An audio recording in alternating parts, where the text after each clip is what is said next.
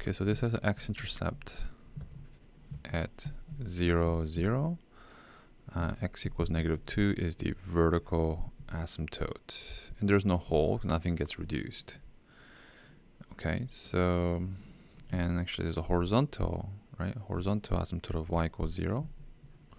Since the degree of the bottom is higher, horizontal asymptote.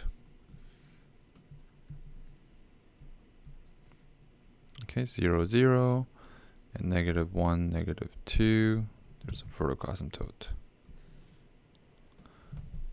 Okay. And this whole thing, in terms of sign, when is y positive and negative? It's the same thing as when is this, the product, positive, but this is always positive or equal to 0, right? So it'll be positive when x is positive and it's negative when x is negative. That means it's positive to the right of 0 here. So it has to be positive, but it has to approach the horizontal asymptote. Otherwise it has to be negative. And here also it's got to be negative.